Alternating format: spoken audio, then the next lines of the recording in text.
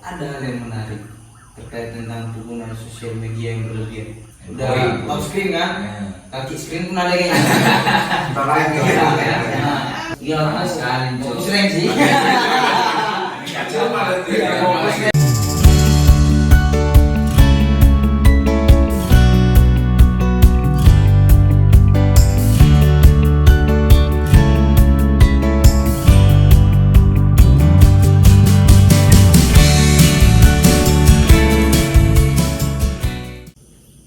Saudara-saudara yang terkasih, dengan munculnya media sosial telah melihat banyak sekali perubahan dalam teknologi informasi dan komunikasi.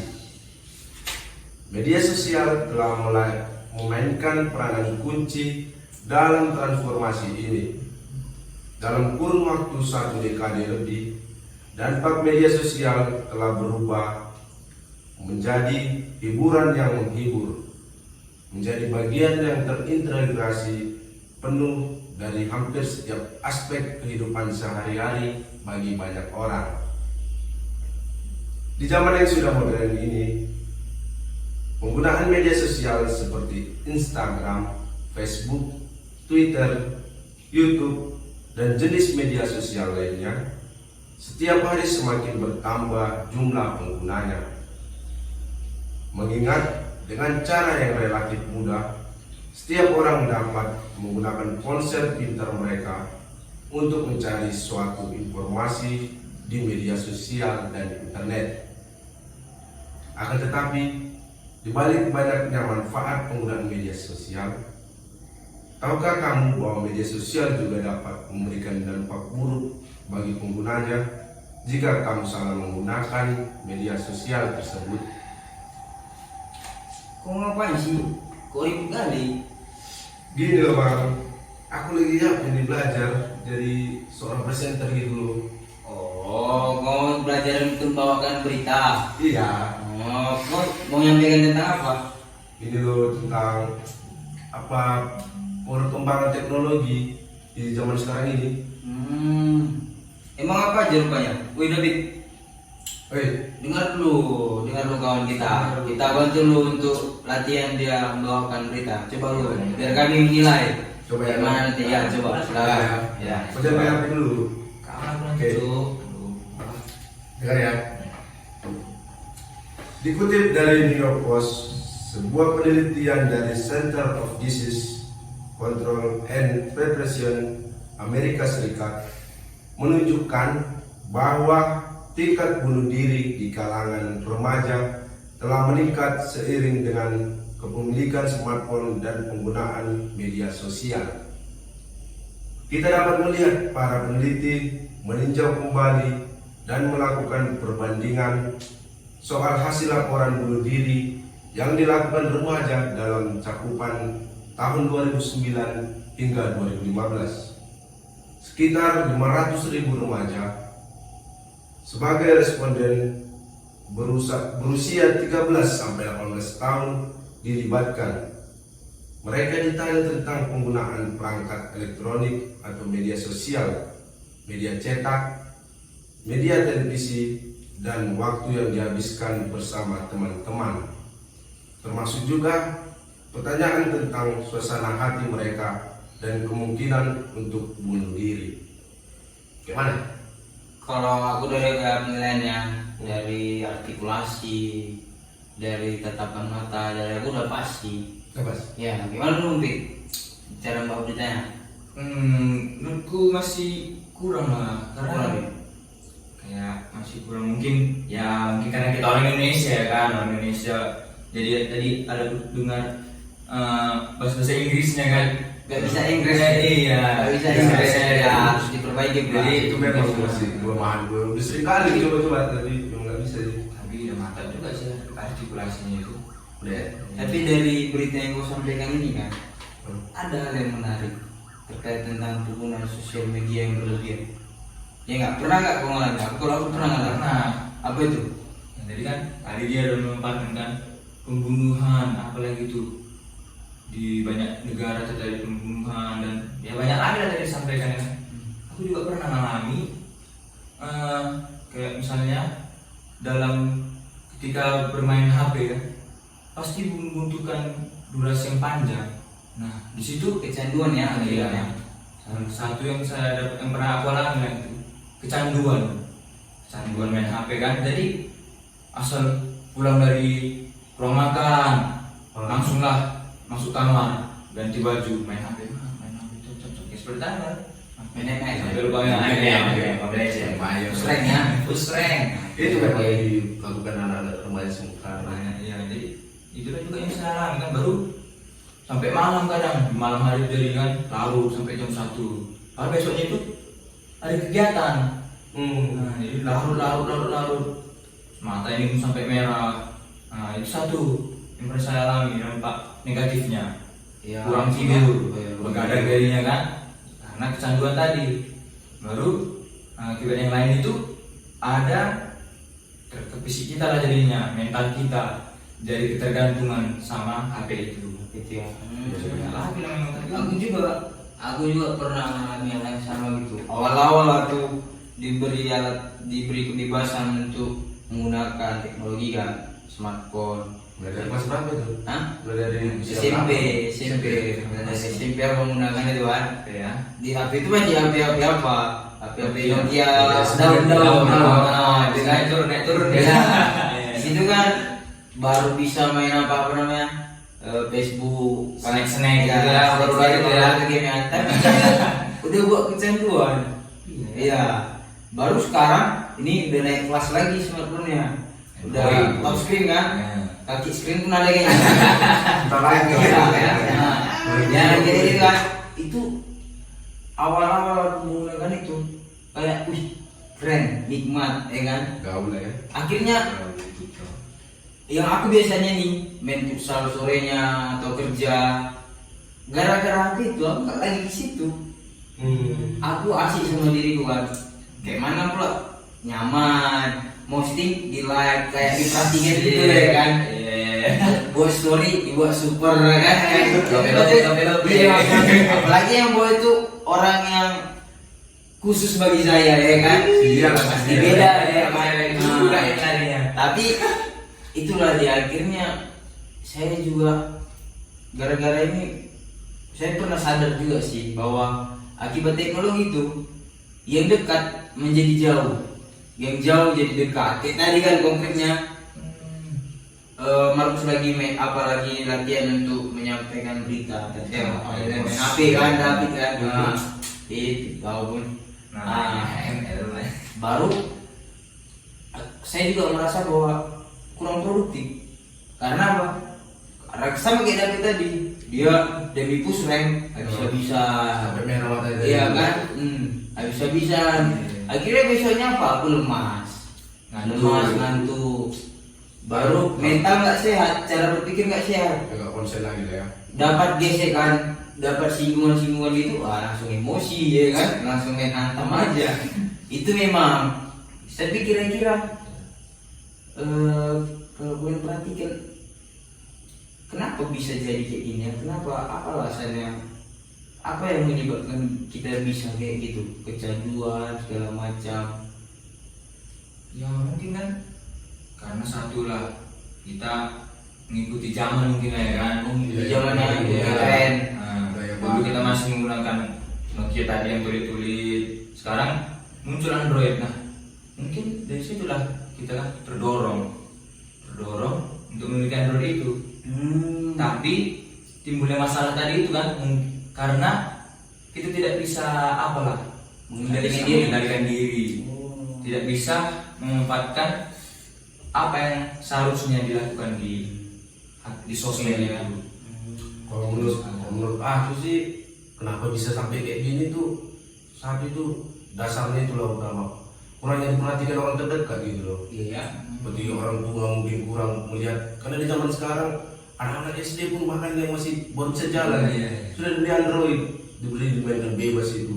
Jadi kurang dampingan dari orang sekitar gitu, orang terdekat seperti orang tua. Jadi gitu. Aku juga pernah nampak kan anak kecil duduk lalu di kantin gitu kan. Datanglah sekeluarga anak kecilnya, anak-anaknya gitu. Yang paling kecil aja udah Android akhirnya.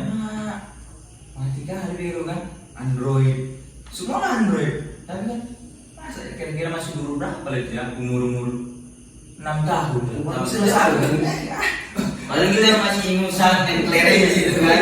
Kalau sekarang masa nggak dimaki mereka kan, Iya. cindong, Apalagi postingan-postingan anak sekarang kan, sampai merelakan nyewa iPhone, wah, iya. nyewa mobil demi Sewa kayak mendapatkan Indonesia. pengakuan ya kan. Iya. Jadi apa orang bisa kita katakan bahwa kenapa bisa jadi seperti ini, karena memang pada dasarnya manusia itu ingin dicintai, ingin dihargai, ya kan. Iya. Ya mereka mengusahakan itu, dan mungkin ketika dalam lingkungan itu mereka nggak merasa nggak dicintai, tapi ketika masuk ke terjun dunia sosial media, mereka merasa diperhatikan dengan like, super ya kan, postingan-postingannya kan. parahnya di dunia Sampai ini. parahnya mereka berdoa di Facebook, Tuhan bantu aku kan, biasa kan bawa status kayak gitu kan. gitu ya. Buat status. Belum tentu dia doa dalam dunia nyatanya.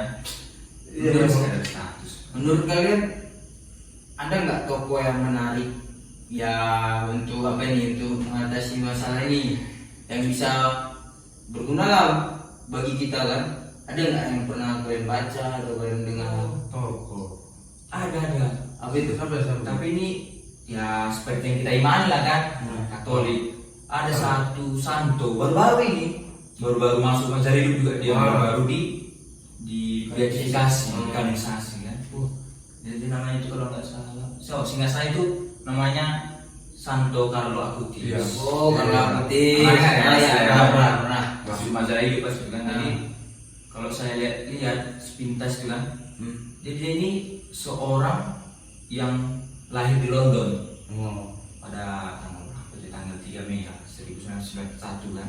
Jadi dia ini ahli kali dalam bidang komputer, IT, teknologi, IT, IT ya. Jadi dari ahlinya ini, dan juga dia seorang Katolik yang tulen ya. Jadi dia cinta kali namanya Ekaristi, seperti yang kita lakukan lah setiap hari kan Ekaristi.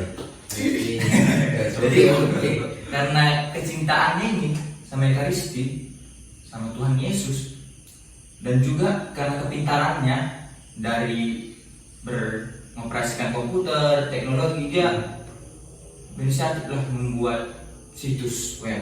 Bukan situs ya, tahu lah kita. Jadi situs ini jadi situs apa dia? Situs rohani yang dibuat dia. Di situ dia apa? Mempublis mukjizat Ekaristi yang ada di seluruh dunia. Oh. Jadi saya lihat hebat juga bisa kayak gini deh kan.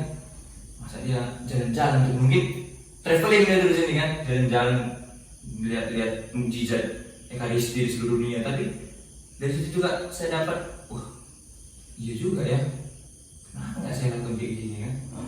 Iya. Jadi ada satu hal positif yang saya lihat dari teknologi ini, khususnya dari Santo Carlo Acutis kan, dalam hal pemanfaatan teknologi lah kan. Teknologi. Karena kan banyak dari kita kayak tadi membuat status doa, berefleksi, kata-kata mutiara, tapi tindakannya nggak ada. Tapi kalau ini kan jelas dia, karena cintanya Ekaristi, dia mempublis mujizat itu. Jadi kita juga bisa lihat ya kan, yang sedang Berarti si Carlo ini memahami betul ya pasar yang diberikan teknologi ini bisa membagikan apa yang dia imani, ya kan? Berarti membagikan hal yang baik, ya kan? Tapi menurut yang kau baca itu ada nggak pas dia upload nih? Kan ada nih haters kadang kan ada orang-orang yang kurang menyupport lah.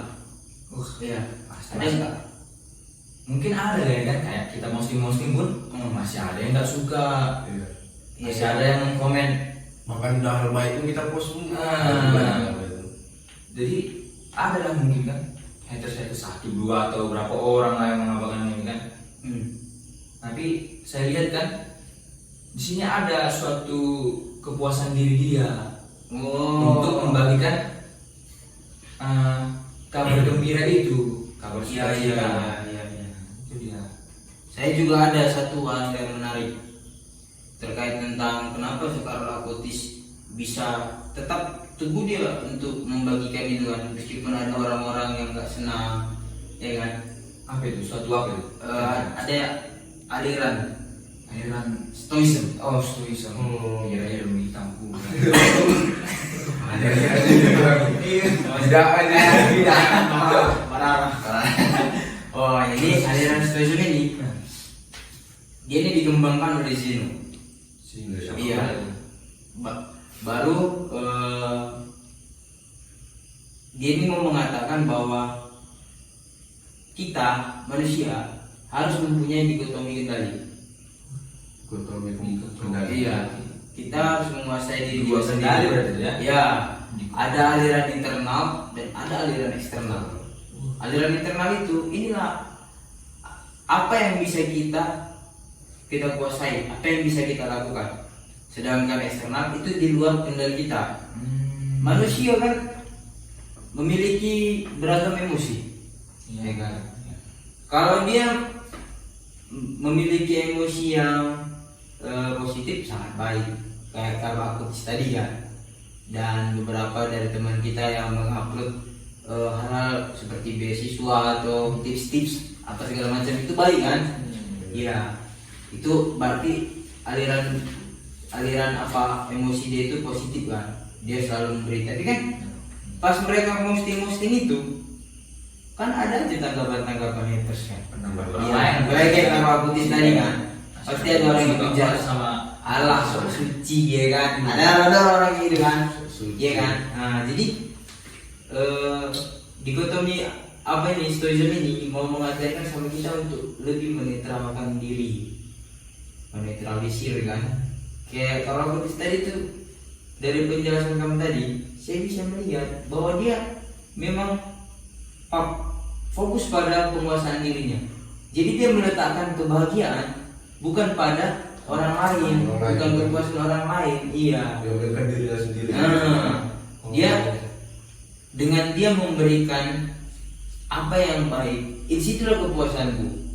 Kendati orang nggak terlalu puas sekali, ya itu akan menjadi alarm bagi saya. Oh, masih ada yang kurang, sehingga ini harus diperbaiki. Jadi Stoicism ini lebih mengajarkan itu. Kita harus pandai dalam menetralkan diri, terutama kayak kasus yang tadi ini kan, ada kasus masalah sampai ya. pembunuhan Tadi. diri kan, baru sampai ada yang namanya pinjol untuk mengikuti tren, mengikuti outfit kamu berapa sih katanya kan, kayak gitu mah. Itu dalam Stoicism ini juga mau mengajarkan kita harus lebih rasional. Iya, lebih rasional. Kemajuan teknologi, media sosial, ini memang ada plus minusnya kan, yang kayak tadi disampaikan tadi kan. Kita plusnya itu kita semakin mampu bersyukur karena rupanya ada yang masih lebih kurang daripada saya. Jadi saya, tapi yang menjadi masalahnya apa? Yang menjadi masalahnya ketika kita lebih pada fokus, aku harus kayak dia. Padahal uang kita, isi dompet kita nggak seberapa kan, tapi kita harus ngejar itu. Jadi dia lebih menekankan lebih rasional dan lebih netral. Dia ala kadarnya aja lah. Karena soal pakaian kan bukan soal merek, tapi soal nyaman kan. Soal kayak postingan di Facebook, kita gunakan HP apa, harga berapa, sekian kan nggak terlalu penting sama yang lain kan. Tapi penggunaan HP-nya kan, penggunaan FB kita bisa membantu orang dengan jualan. Itulah yang bisa. Kayaknya yang pas juga tuh untuk mendalami Carlo Acutis tadi. Dari Carlo ini memang banyak juga yang bisa kita tengok ya kan. Gimana tadi dia memang ya pasti nggak tergantung dia sama pendapat orang lain karena cintaannya Ekaristi kuatlah rohaninya ya kan. Iya. Jadi mau dia membagikan hal-hal yang mujizat tadi itu dalam Ekaristi. Mungkin saudara Markus ada ya dampak-dampak positif lah yang bisa kita rasakan kan, atau yang pernah kita mengalami gimana? Dampak positif yang saya alami ya, dampak positif yang saya alami Itu apa? angin. Angin lah. Benar. Enggak lanjut. Berarti yang bisa saya pahami dari perbincangan kita ini tadi bahwa untuk dapat mengontrol perkembangan zaman ini atau cara menggunakannya dengan baik itu ialah bagaimana dari dalam diri kita sendiri, bagaimana kita memanfaatkan teknologi ini. Pertama, kalau kita merasa teknologi ini baik, ya kita gunakanlah sebaik-baiknya supaya tidak terjerumus kepada pengaruh-pengaruh orang lain gitu. Misalnya kayak Carlo Acutis tadi dibilang dia mau mempost atau men-sharekan yang baik-baik, tapi menurut pendapat orang itu kan masih ada tadi yang bilang sok suci seperti apa tadi begitu. Berarti supaya kita tidak salah menggunakan lain itu hal-hal internet tadi atau sosial media tadi, ya kita gunakanlah sesuai kenyamanan kita begitu ya. Atau kayak mana menurut kalian? Jadi membagi pesan lainnya kan, pesan. Oh, iya, besar. Pesan. Biasa kayak di akhir-akhir konten ada pesan. Iya.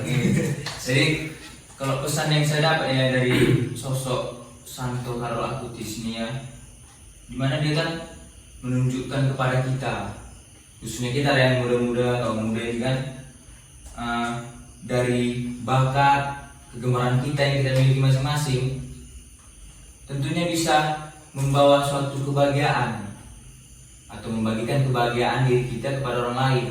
Seperti dia tadi kan, dia gemar bakat dalam komputer. Nah, dibagikan hal-hal rohani, mujizat-mujizat Ekaristi kepada semua orang. Dan teknologi juga tentunya diciptakan dan dikembangkan untuk memudahkan manusia dalam hal banyak hal lah, terutama bukan untuk memenuhi hasrat atau hal duniawi. Nah, peristiwa yang dialami Carlo ini